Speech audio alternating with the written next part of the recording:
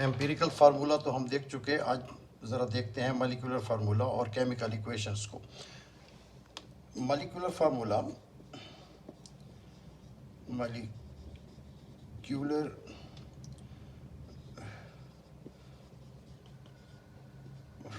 Formula is the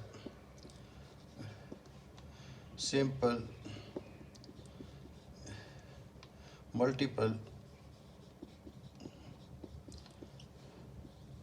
multiple of the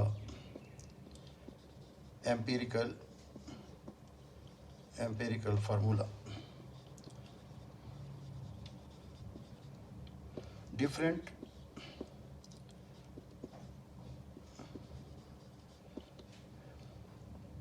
compounds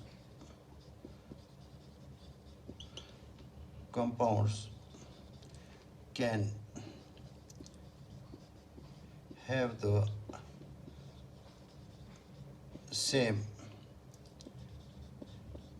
empirical formula. Different compounds हैं, उनके जो empirical है फार्मूला वो उनके एक जैसे हो सकते हैं। जस्ट एम्पिरिकल फार्मूला तो सेम हो सकता है, लेकिन मॉलिक्यूलर फार्मूला वो दो कंपाउंड्स का एक जैसा नहीं हो सकता। जस्ट हम देख लेते हैं इसको ज़रा। एम्पिरिकल फार्मूला और मॉलिक्यूलर फार्मूला, यहाँ ज़रा देखें। मॉलिक्यूलर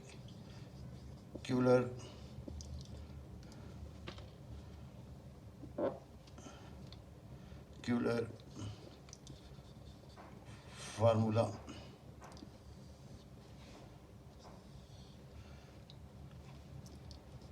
एक एम्पिरिकल फार्मूला है CH का, क्योंकि हमने यहाँ पे कहा कि simple multiple of the empirical formula, तो इसको अगर हम CH मल्टीप्लाइड बाई 2 करें तो ये हमारे पास बनता है C2H2। और ये C2H2 फार्मूला जो है ये है एसिटाइलिन का, एसिटाइलिन जिसे इथाइन भी कहते हैं। इथाइन, या ये है हमारे पास एसिटाइलिन।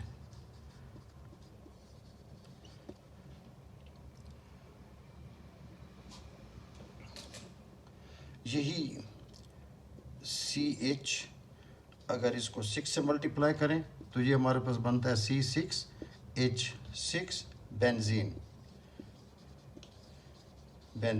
यहाँ इस एग्जांपल से क्लियर हो गया कि जो एम्पिरिकल फार्मूला है वो डिफरेंट कंपाउंड का सेम हो सकता है। इसको देख लेते हैं। हमारे पास एम्पिरिकल फार्मूला है CH2O। CH2O। अगर इसी CH2O को 1 से मल्टीप्लाई करें तो ये हमारे पास CH2O बनता है। और ये CH2O क्या है? ये हमारे पास formaldehyde, मैथेनल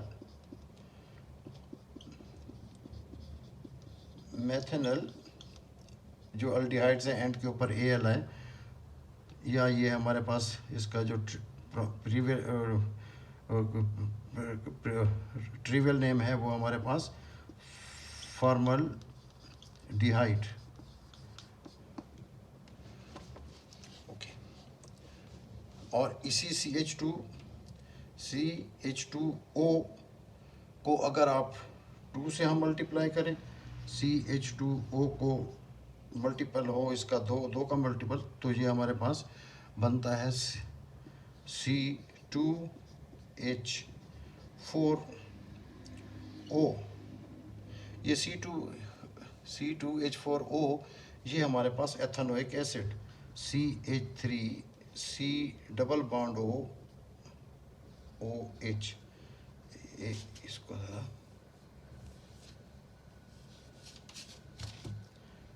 CH3C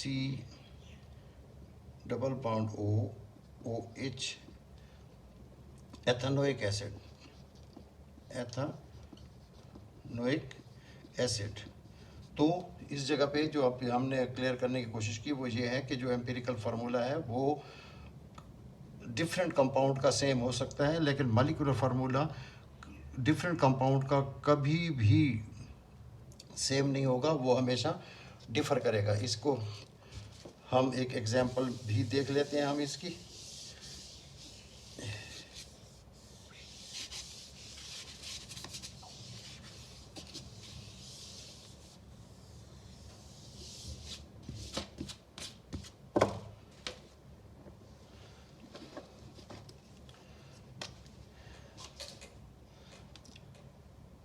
example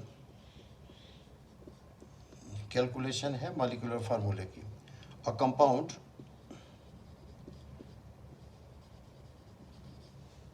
contains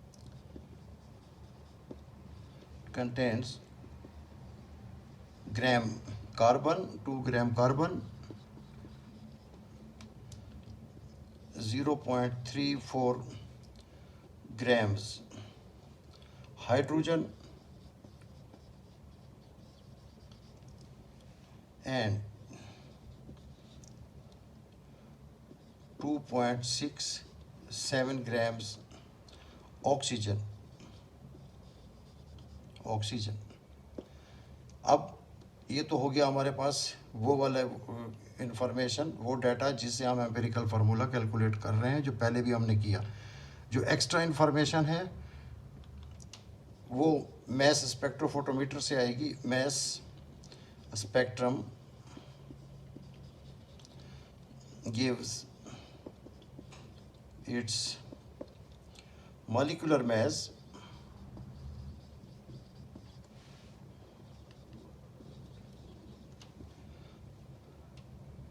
(60). What is the molecular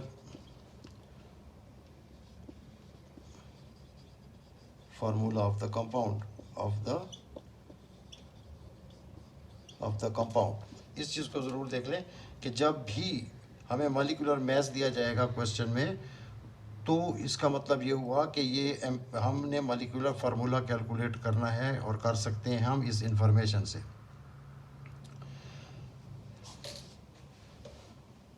अब हम थोड़ा सा देखें हमारे पास given masses of the elements क्या हैं। गिवन मैसेज हमारे पास कार्बन जो है वो हमारे पास 2 ग्राम है, हाइड्रोजन हमारे पास दिस मच ग्राम है, ऑक्सीजन हमारे पास इतने ग्राम है। तो पहले तो हमने इन ग्राम्स के मोल्स बना लेने, और ये आपको अब मेरा ख्याल में बहुत अच्छी तरीके से आता है। हमारे पास कार्बन है, कार्बन का मैस कितना है 2.00, राइट। और इसके अगर हम मोल्स बनाएं तो हम कार्बन के एटॉमिक मैस पे इसको डिवाइड करेंगे, तो ये इसके मोल बनते हैं 0.17 मोल्स। हम पहले ये वाला काम कर रहे हैं कि ये जो हमें गिवन मैसेज दिए गए हैं, क्वांटिटीज़ दी गई हैं, इनके हम मोल्स बना रहे हैं। कार्बन का ये बन गया। हाइड्रोजन हमारे पास जो गिवन मैस है हाइड्रोजन का 0.34 divided by 1, atomic mass hydrogen का 1 है, तो ये है हमारे पास 0.34 मोल्स। ऑक्सीजन कितना है? ऑक्सीजन है हमारे पास जो गिवन मैस है वो है हमारे पास 2.67 ऑक्सीजन का एटॉमिक मैस 16 है, और इसके हमारे पास जो मोल्स बनते हैं वो बनते हैं 0.17 मोल्स। अब हमने कुछ भी नहीं करना, इन मोल्स की रेशियो देख लेनी है। मोल्स की रेशियो कैसे देखनी है? ये हमारे पास कार्बन है, ये हमारे पास हाइड्रोजन है, ये हमारे पास ऑक्सीजन है। इसके कार्बन के कितने मोल्स हैं? 1.17, हाइड्रोजन 0.34 और ऑक्सीजन भी 0.17। जो स्मॉलेस्ट है उस पर डिवाइड करें, 0.17 डिवाइडेड बाई 0.17 डिवाइडेड बाई 0.17, तो हमारे पास क्या आएगा? 1 1:2:1। ये जब हमारे पास आया, इसका एम्पिरिकल फार्मूला यहीं हमारा कैलकुलेट हो गया। Carbon is 1, hydrogen is 2, O is 1. This is the empirical formula. Empirical formula. ये तो इस गिवन क्वांटिटी से ये हमने कैलकुलेट कर लिया। फाइन। नेक्स्ट जो हमने करना है वो हमने इस एम्पिरिकल फार्मूला का, ये जो हमारे पास एम्पिरिकल फार्मूला आया है, इसका हमने एम्पिरिकल फार्मूला मैस कैलकुलेट करना। ये हमारे पास CH2O, इसका ये एम्पिरिकल फार्मूला है। इसका एम्पिरिकल फार्मूला मैस अगर आप कैलकुलेट करें, एक कार्बन है 12 + 2 + 16, क्लियर। तो ये हमारे पास बनने का 30 बनता है। अब हमारे पास क्या किया इन्होंने, जो गिवन हमें वो दिया फार्मूला मैस कितना दिया है हमारे पास, ये तो हो गया empirical formula mass. Given molecular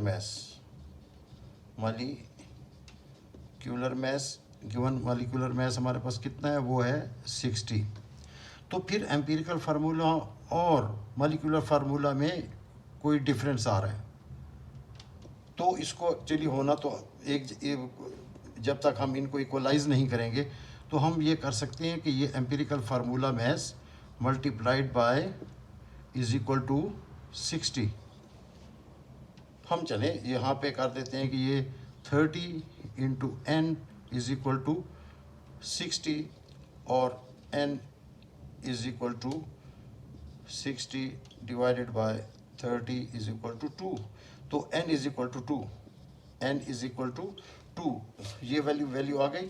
और यही जो हमारे पास हमने स्टार्ट में कहा कि हमारे पास मॉलिक्यूलर फार्मूला जो है वो सिंपल मल्टीपल है, ठीक है ना, ऑफ एम्पिरिकल फार्मूला। तो ये हमारे पास एम्पिरिकल फार्मूला है। तो अब हमारे पास इसका मल्टीपल होगा इसका molecular formula, this multiplied by this CH2O multiplied by 2 is equal to C2H4O। Clear, this is the molecular formula of the compound, molecular formula जो हमने कैलकुलेट कर लिया इस एम्पिरिकल फार्मूला के साथ से। इस एम्पिरिकल फार्मूला का डाटा दिया गया था, उसके साथ एक्स्ट्रा जो डाटा दिया वो उन्होंने उसका मॉलिक्यूलर मैस दिया, जो मैस स्पेक्ट्रोफोटोमीटर से लिया गया था, मिला था, और उसी से हमने इसकी वैल्यू ऑफ n कैलकुलेट की। उस n को इससे मल्टीप्लाई किया तो हमारे पास मॉलिक्यूलर फार्मूला आया। और ये मॉलिक्यूलर फार्मूला है ये वाला, ये है हमारे पास CH3COOH एथानोइक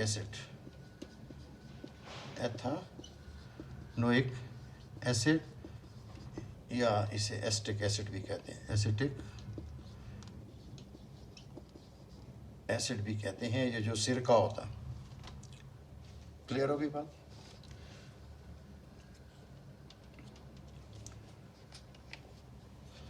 फाइन।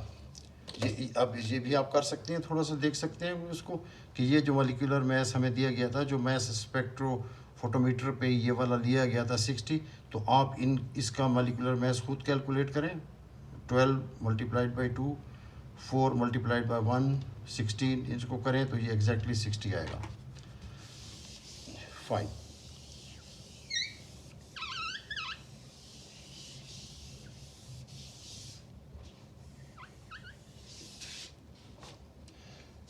आइए एक और एग्जांपल देखें। ये जो एग्जांपल है ये A level chemistry EN Ramsden, right, ये एग्जांपल वहाँ से ली है। अ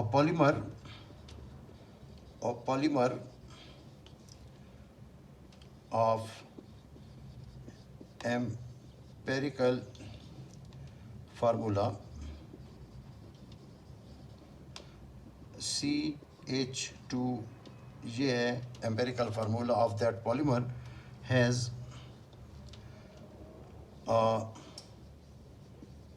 मोलर mass,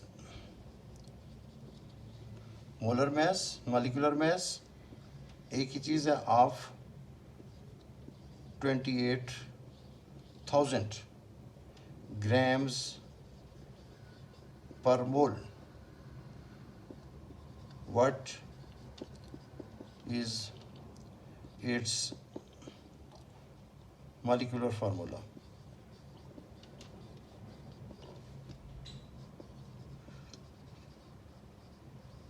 मॉलिक्यूलर फार्मूला ये कैलकुलेट करना है आपने. ये जो पॉलीमर्स होते हैं ये मैक्रो मॉलिक्यूल्स, बहुत बड़े मॉलिक्यूल्स होते हैं, राइट. जैसे पॉलीस्टाइरीन है, राइट. तो ये इनके एक छोटा सा जो मोनोमर्स होता है वो रिपीटिंग यूनिट होता है और वो मल्टीप्लाई होता चला जाता है, कार्बन कैटिनेट करता चला जाता है, बाकी उसकी चेन की लेंथ बढ़ती चली जाती है और बहुत बड़े बिग मॉलिक्यूलर मैसेस. ओके, इसको अब ये बड़ा इजी है, इसका एम्पिरिकल फार्मूला तो दे दिया हुआ है उन्होंने, हमें कैलकुलेट नहीं करना. फार्मूला हमारे पास क्या है, CH2. Empirical formula mass, empirical formula mass 12 + 2 14 है. और हमारे पास जो गिवन मॉलिक्यूलर मैस है वो है ये. तो इन दोनों को इक्वलाइज करेंगे हम, तो ये हमारे पास मॉलिक्यूलर मैस 28,000.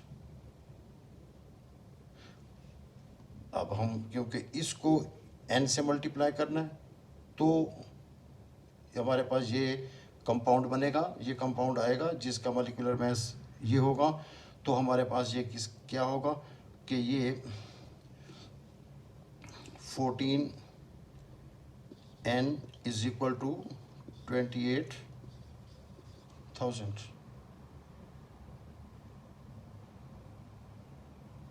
तो n = 28,000 डिवाइडेड बाय 14, 2000. अब n जो है वो आपके पास 2000 है, तो आपने सिंपल इसी एम्पिरिकल फार्मूला को 2000 से मल्टीप्लाई कर देना है. तो इसका molecular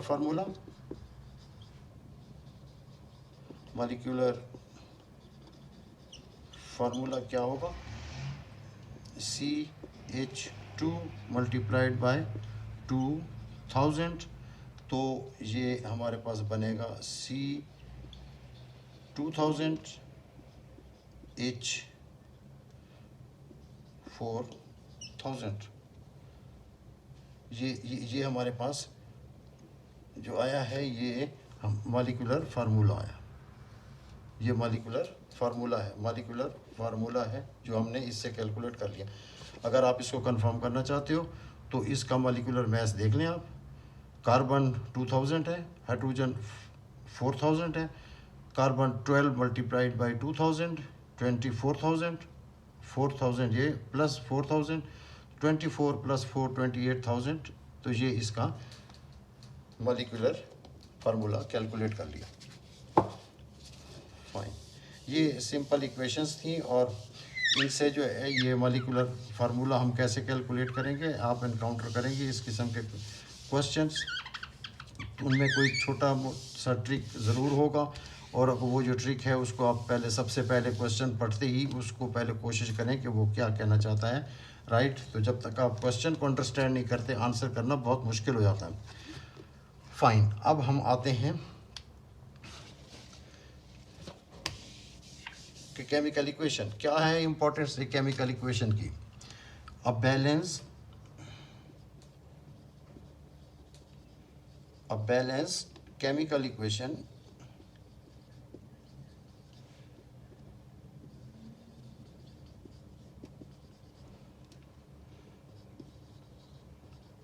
provides very useful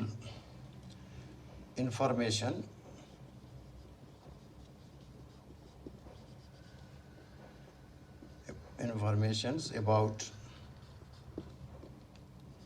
the reactants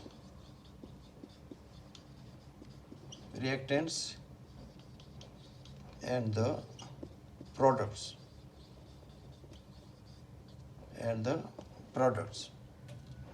just for example हमारे पास कैल्शियम कार्बोनेट हैं।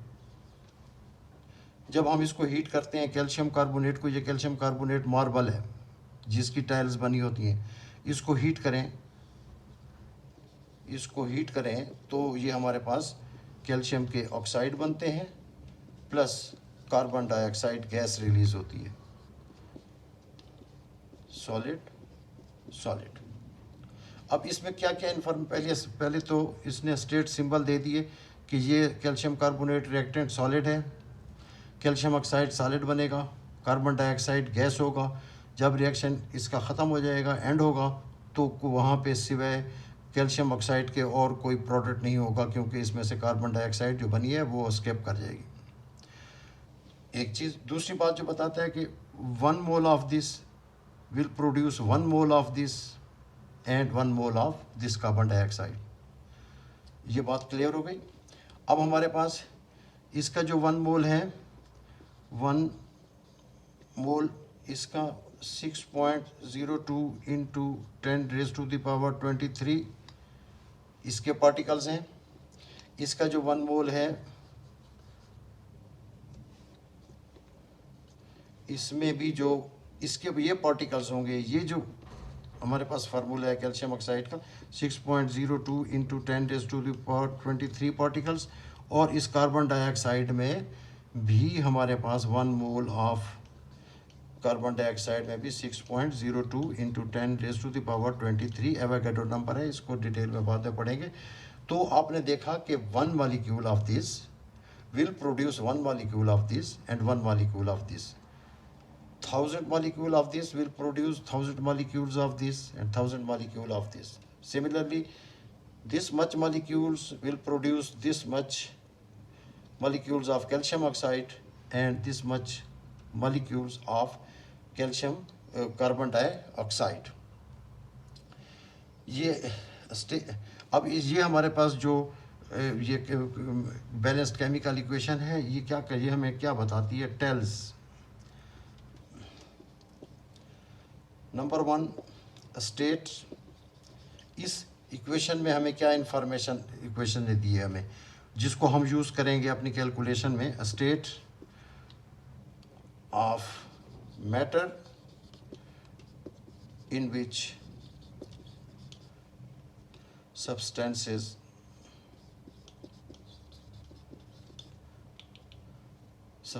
are present। हमारे पास जैसे इसमें हमारे पास ये सॉलिड है, ये स्टेट बताई, ये सॉलिड है, ये स्टेट बताई, ये हमारे पास गैस है, इसकी स्टेट बताई। तो थोड़ा सा देख लेते हैं कि ये एब्रीविएशन हम कैसे यूज़ करते हैं। कि सॉलिड के लिए जब हम केमिकल इक्वेशन लिखेंगे, वहाँ जहाँ सॉलिड होगा उसके लिए ये स्मॉल एस है। लिक्विड्स के लिए स्मॉल एल है, गैस के लिए स्मॉल जी है, एक्वस सॉल्यूशन है, एक्वस सॉल्यूशन है, उसके लिए एक्वस। ये एक्वस सॉल्यूशन वो है जब पानी में कोई साल्ट कोई कंपाउंड डिज़ोल्व हो जाएगा तो उसे हम एक्वस कहेंगे, क्योंकि वो सॉल्वेटेड होगा with water molecules. 1 spoon of sugar is a solid, but when we dissolve this sugar in water we get aqueous solution of sugar। एक तो ये इंफॉर्मेशन इस इक्वेशन ने, बैलेंस्ड इक्वेशन ने दी। अब बैलेंस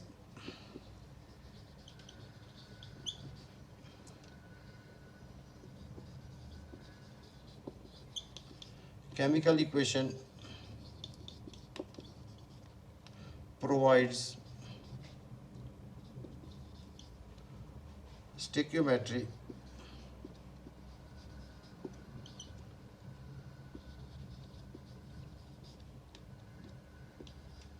of the reaction की stoichiometry ये बताती है हमें वो क्या,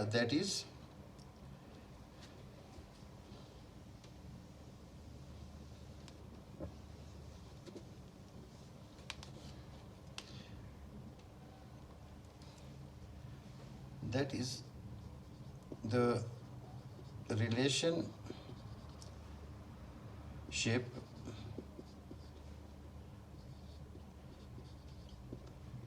of the masses of reactants and products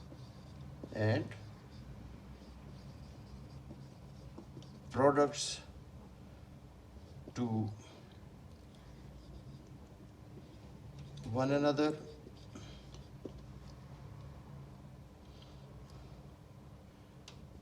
in terms of, किस टर्म में ये रिलेशनशिप बता रही है ये हमें stoichiometry, in terms of number 1 mole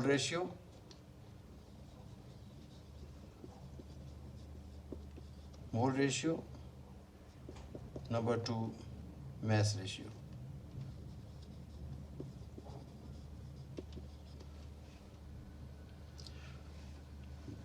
equation को फिर हम देख लेते हैं. This is calcium carbonate, heat किया, ये वो इक्वेशन है. कैल्शियम के ऑक्साइड बने प्लस कार्बन डाइऑक्साइड गैस बनी. ये हमारे पास सॉलिड है, ये इसने स्टेट दे दी हमें. इसका ये बता रहा है कि this is 1 mole, this is 1 mole, this is 1 मोल. तो ये जो कुछ है ये 1 मोल 1 मोल 1 मोल मीन्स 1:1. तो ये मोल रेशियो बताई. हमें ये बताया कि कितने मोल इसके होंगे, कितने मोल इसके प्रोडक्ट बनेंगे कैल्शियम ऑक्साइड, और कितने मोल कार्बन डाइऑक्साइड बनेगा. मैस रेशियो में अगर हम देखें तो हम इसके मैस कैलकुलेट कर लें आप. तो ये इसका मैस कितना बनता है, इसका ये हमारे पास मोल रेशियो, मैस रेशियो ये हमारे पास इसका मॉलिक्यूलर मैस 100 ग्राम्स पर मोल. ये हमारे पास 56 grams per mole.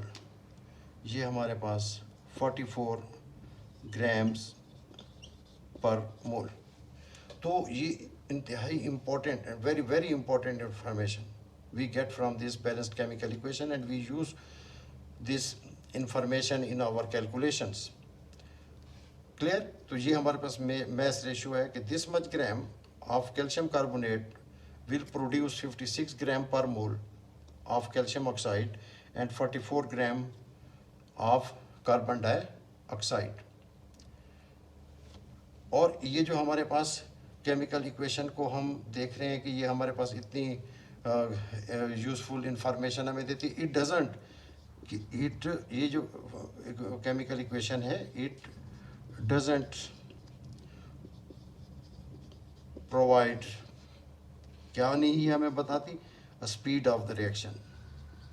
Speed of the reaction, ये स्पीड ऑफ द रिएक्शन नहीं बताती. ये हमारे पास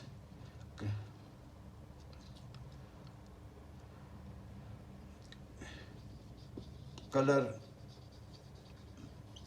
changes during chemical reaction, कि केमिकल रिएक्शन के दौरान क्या कलर चेंज होंगे. क्लियर? तो ये हमारे पास केमिकल इक्वेशन जो है ये इसकी ये इम्पोर्टेंस है कि इसके इन इंफॉर्मेशन से हम अपने बहुत सारे प्रॉब्लम्स को सॉल्व करेंगे और जो कैलकुलेशंस होंगी वो हम वहाँ करेंगे. आइए देखें ज़रा.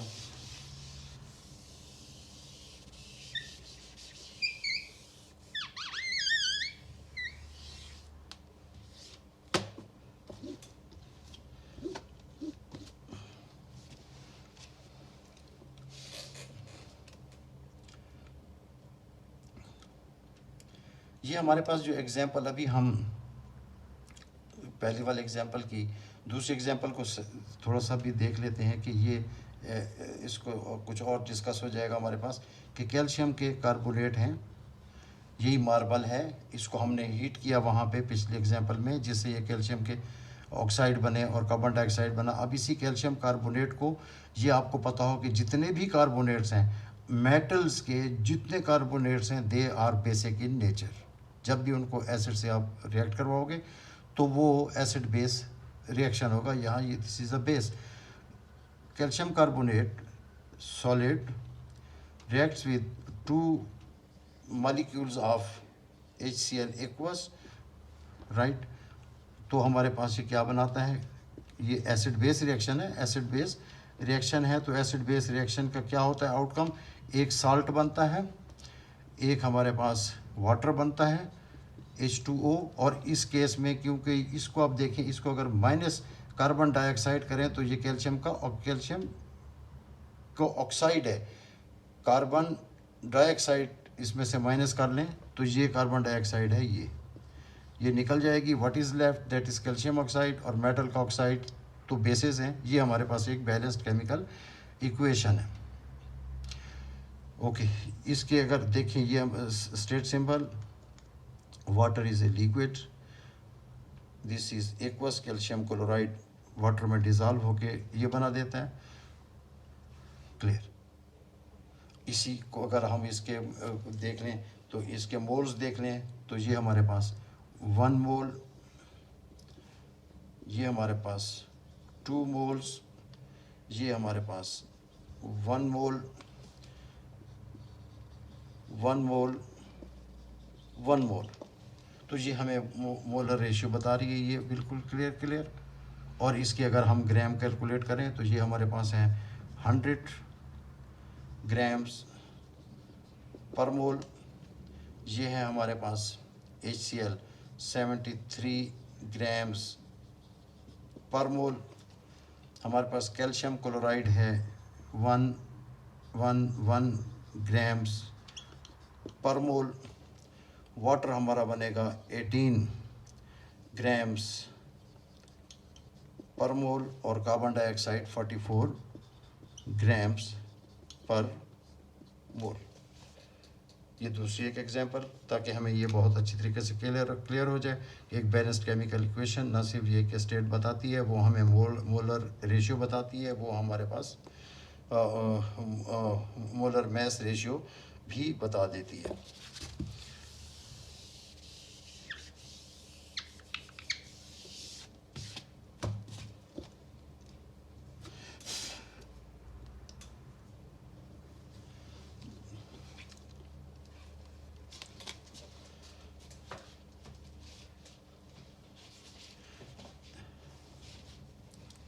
अब ये जो हमारे पास इक्वेशन थी, अब इन्हीं इक्वेशंस को, इन बैलेंस्ड केमिकल इक्वेशंस को हम अपनी कैलकुलेशंस में उनको लाना चाहते हैं इस वक्त कि हम उनको ले आएं। अब इसमें कंडीशन ये होती है कि एक तो बड़े सिंपल क्वांटिटीज़ दी गई होती हैं, जो वो क्वांटिटीज़ एग्जैक्टली आपस में रिएक्ट करके प्रोडक्ट बना देती हैं। कहीं पे कंडीशन ऐसी आ जाती है, जैसे जस्ट फॉर एग्जांपल आपसे कोई कहता है कि आप जाएं अपने किचन में और हमें बताएं कि आप चिकन कितने लोगों के लिए बना सकते हो। आप जब किचन में जाते हो, वहाँ देखते हो तो उसके जो इंग्रेडिएंट्स हैं, onion 10 kg, tomatoes 10 kg, spices से 10 kg। तो अब ये जो 10 kgs हैं, ये तो 100% के लिए काफ़ी होंगे, लेकिन जब आप फ्रीज़र खोलते हो तो वहाँ पे सिर्फ 1 kg आपको चिकन मिलता है। तो ये चिकन जो है, ये लिमिटिंग फैक्टर है, ये डिटरमिन करेगा कि कितने बंदों के लिए, 4 बंदों के लिए ये चिकन बन सकता है भाई, और बाकी की जितनी भी क्वांटिटीज़ पड़ी हुई हैं वो इन एक्सेस होंगी, और वो सिर्फ और सिर्फ हम 4 बंदों के लिए एक चिकन है। तो chicken is the limiting factor. Exactly in this way हमारे पास केमिकल रिएक्शंस में कोई रिएक्टेंट ऐसा होता है जिसकी क्वांटिटी सबसे ज़्यादा कम होती है, वो लिमिटिंग फैक्टर होता है, और उसकी क्वांटिटी डिटरमिन करती है प्रोडक्ट को कि कितना प्रोडक्ट बनेगा। क्लियर। अब हम ज़रा सा इसी एक एग्जांपल को देख लेते हैं। ये है एग्जांपल टेक्स्ट बुक बाय बेबियो। ये बहुत अच्छी बुक है, उसकी ये एग्जांपल है जिसने बहुत खूबसूरत तरीके से यहाँ पे एक चीज़ को बताने की कोशिश की और इस एक्सेस और इस फैक्टर को, एक लिमिटिंग फैक्टर को और excess quantities of the reactant को यहाँ पे एक्सप्लेन किया। तो इस एग्जांपल को ज़रा अच्छी तरह से देख लें। what mass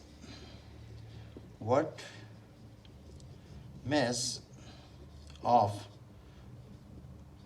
lead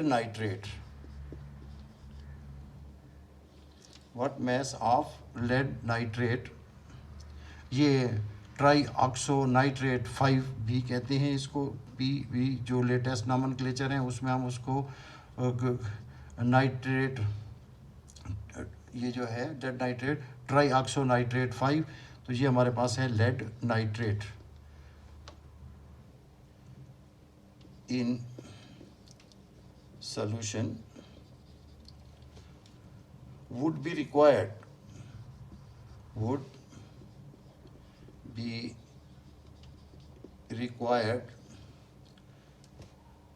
to yield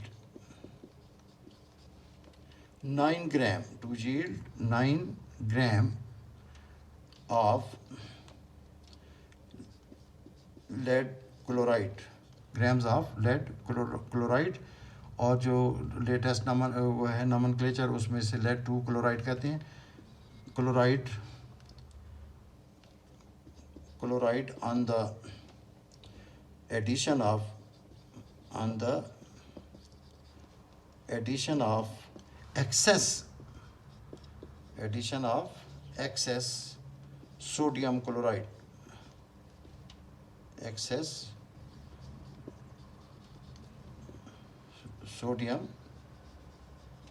chloride, solution. This is sodium chloride aqueous, जिसे वो कह रहा है कि सोडियम क्लोराइड सोल्यूशन आए। पहले तो इसको एक दफ़ा फिर हम पढ़ लेते हैं और इसको समझने की कोशिश करते हैं कि ये कहना क्या चाहता है। What mass of lead nitrate जिसका सोल्यूशन बना हुआ है, जिसको वाटर में डिज़ोल्व किया है, वुड बी रिक्वायर्ड, हमें इसकी कितना हमें इसका मैस चाहिए होगा, to yield 9 gram of lead chloride on the addition of excess sodium chloride. It means कि हम इसके एक्वा सोल्यूशन में सोडियम क्लोराइड का जो एक्वा सोल्यूशन है ये हम उसमें डालेंगे तो लेड के क्लोराइड बनेंगे। तो इसके लिए कि इसको हम आगे देखें तो ये हम इसकी केमिकल इक्वेशन लिख लेते हैं। ये हमारे पास अगर उसमें देख लें हम तो लेड का एटॉमिक मास 207 है, नाइट्रोजन 14 है, ऑक्सीजन 16 है, क्लोरीन का atomic mass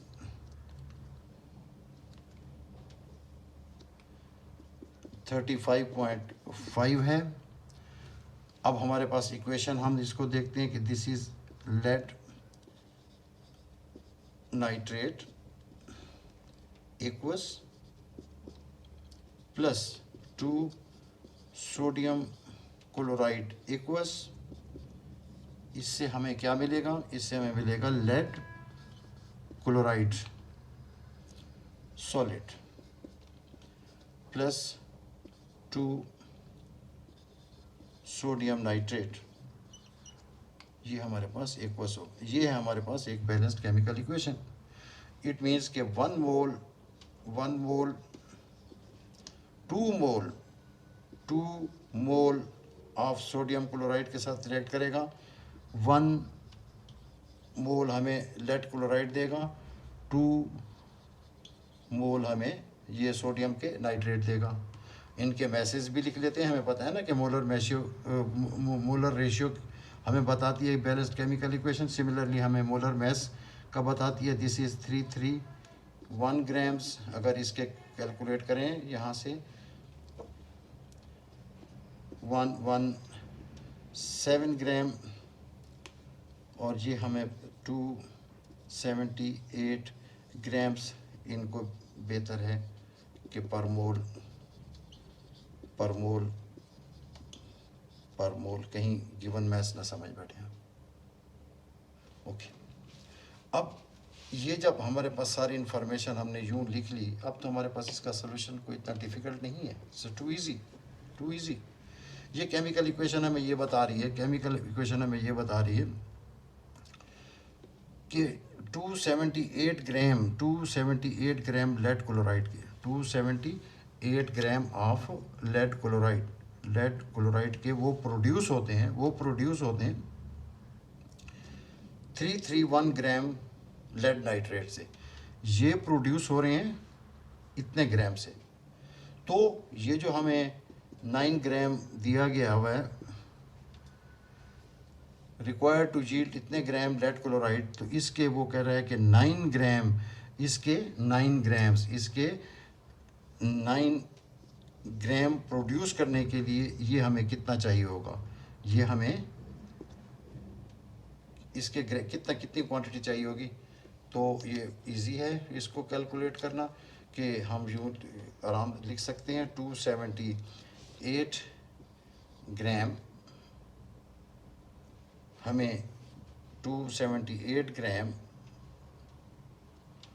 of lead chloride और obtain from 331 gram of lead nitrate, then 9 ग्राम, ये 9 ग्राम जो हैं, ये 9 ग्राम प्रोड्यूस होंगे। ये 9 ग्राम जो हमने यहाँ लिखे हैं, ये प्रोड्यूस होंगे कितने से, कैलकुलेट करें तो ये 10.7 ग्राम, 10.7 ग्राम ऑफ NO3।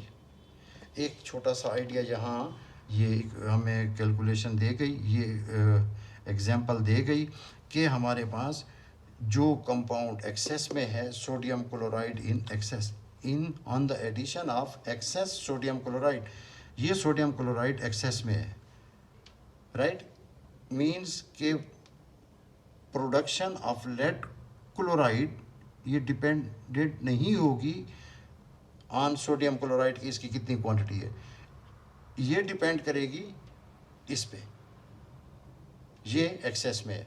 ये बिल्कुल वही जो पहले हमने एक वो दी है, बात की है कि चिकन पे खाना डिपेंड करेगा, बाकी चीज़ें सारी की सारी इन एक्सेस है, ये इन एक्सेस है, इस पे डिपेंड करेगा। फाइन, ये एक बैलेंस्ड केमिकल इक्वेशन से हम ये सारी कैलकुलेशंस इस तरीके से करते चले जाएंगे।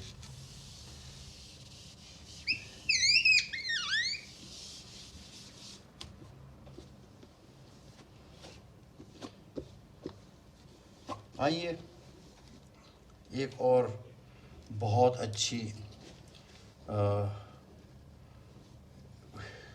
एग्जाम्पल हम देखते हैं इन लिमिटिंग फैक्टर्स की, कि लिमिटिंग फैक्टर्स क्या होते हैं। इसकी ये एग्जाम्पल है सिलिकॉन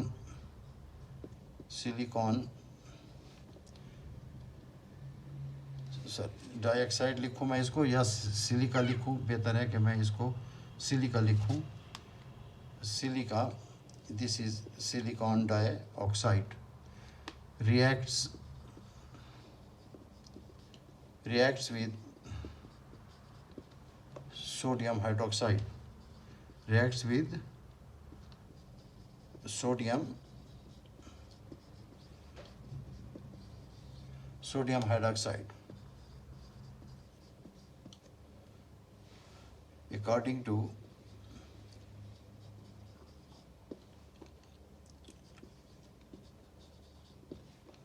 the following equation बता रहे हैं, उसमें ये बता रहा है कि सोडियम हाइड्रोक्साइड रिएक्ट करता है with silica, silica is silicon dioxide.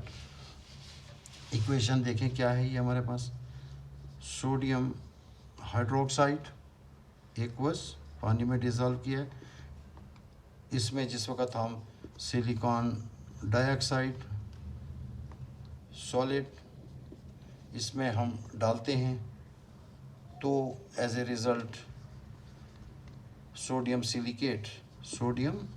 Silicate मिलता है हमें एक्वस।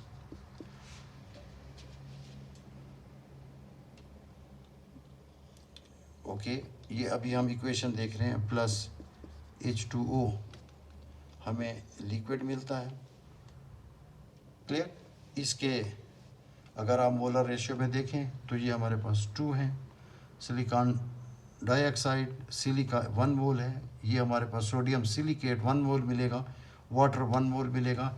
इनके मोलर मैसेज देख लें, 80 ग्राम्स पर मोल, 60 ग्राम्स पर मोल, 122 ग्राम्स पर मोल, 18 ग्राम्स पर मोल, ये हमारे पास मोलर मैसेज हैं। अब क्वेश्चन इसके ऊपर वो पुट कर रहा है, वो कह रहा है कि if 50 gram of sodium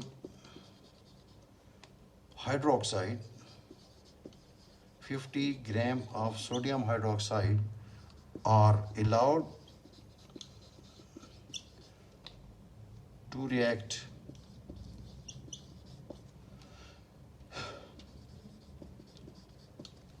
with 100 grams of silica, 100 gram of silica would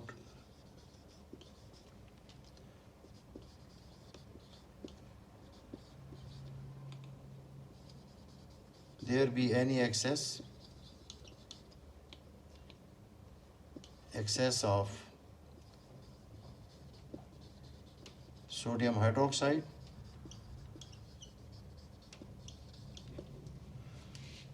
or silica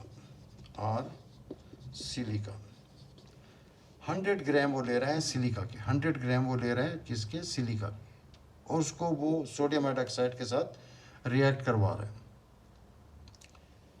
कितना है सोडियम हाइड्रोक्साइड, वो है हमारे पास 50 ग्राम्स, दोनों की क्वांटिटीज़ दे दी। अब वो पूछता है कि इन दो में से कौन सा एक्सेस में है, क्या ये सोडियम हाइड्रोक्साइड एक्सेस में है या सिलिका एक्सेस में है, राइट? अगर है तो कितना है, if so how much, calculate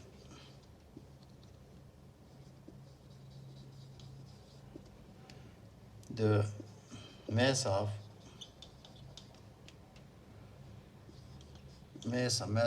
sodium silicate, sodium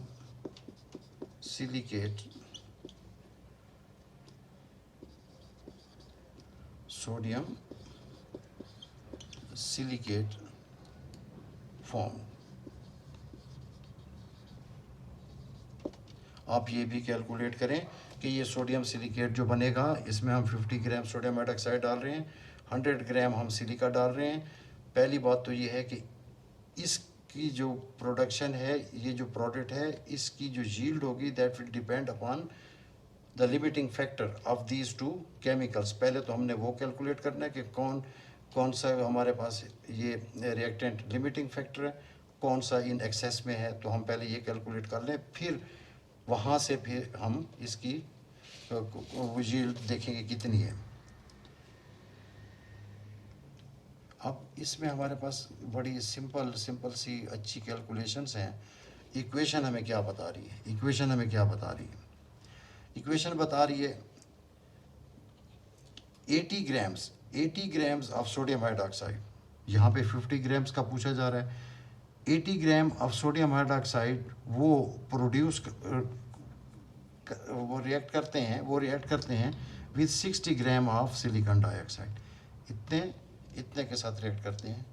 तो ये जो 50 दिया है हमें, 50 ग्राम वो कितने के साथ रिएक्ट करेगा, तो ये हमारे पास 80 grams of sodium hydroxide react with 60, अब यहाँ इसमें ग्राम्स ना लिखे, अंडरस्टूड है, with 60 gram of silicon dioxide तो 50 ग्राम ऑफ सोडियम हाइड्रोक्साइड। चलिए लिखे समझने के लिए, sodium hydroxide, this is sodium hydroxide, this is silica.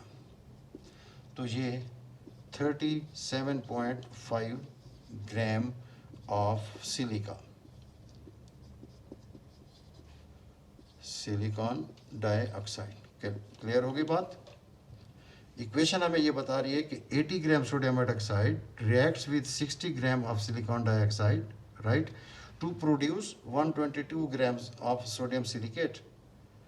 Then 50 gram of sodium hydroxide will react with how much? This. तो ये how much हमने calculate कर लिया। तो अभी तो हमें तो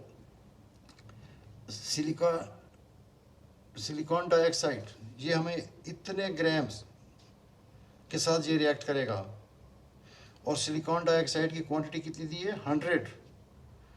तो 100 माइनस 37.5,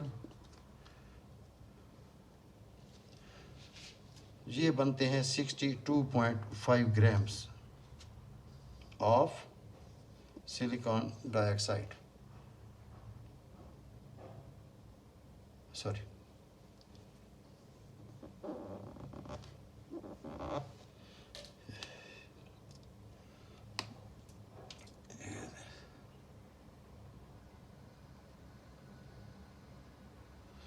तो ये यहाँ से बात बिल्कुल क्लियर हो गई कि सिलिकॉन डाइऑक्साइड के जब हम 50 ग्राम सोडियम हाइड्रोक्साइड को यूज़ करेंगे, रिएक्ट करवाएंगे, तो 100 ग्राम ऑफ सिलिकॉन डाइऑक्साइड में से ओनली ये जो क्वांटिटी होगी, ये क्वांटिटी रिएक्ट करेगी, और जो बाकी ये क्वांटिटी है वो एक्सेस में होगी। ये बात क्लियर हो गई? As silicon dioxide is in excess, the yield, इसकी yield, इस product की yield, the yield of the product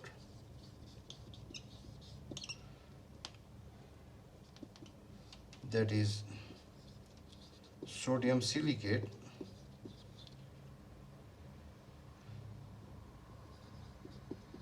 will depend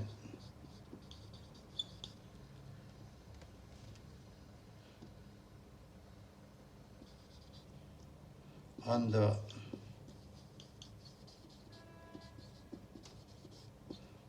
quantity of sodium hydroxide that is 50 grams। Okay, ये बता रही है 80 ग्राम्स से हमें इतने प्रोड्यूस होते हैं। 50 ग्राम सोडियम हाइड्रोक्साइड हमारे पास होगा तो ये कितना प्रोड्यूस होगा?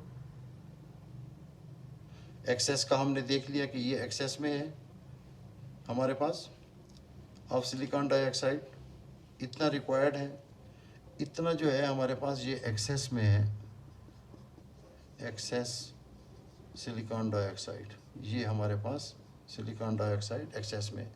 यहाँ आप 50 ग्राम का कैलकुलेट करना है, आपकी इक्वेशन बिल्कुल आपके सामने पड़ी हुई है कि 80 ग्राम सोडियम हाइड्रोक्साइड ये कितना प्रोड्यूस कर रहे हैं? 122 grams of the product sodium silicate, 122 gram of the product, then 50 grams of sodium hydroxide will produce 76.25 grams of sodium silicate।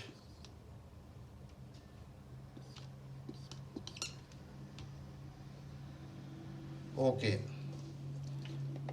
तो इन एग्जाम्पल से आपको ये चीज़ क्लियर हुई कि हमारी जो बैलेंस्ड केमिकल इक्वेशंस हैं वो क्या रोल प्ले करती हैं, वो हमें किस तरीके से फैसिलिटेट करती हैं कि हम कैलकुलेट करें।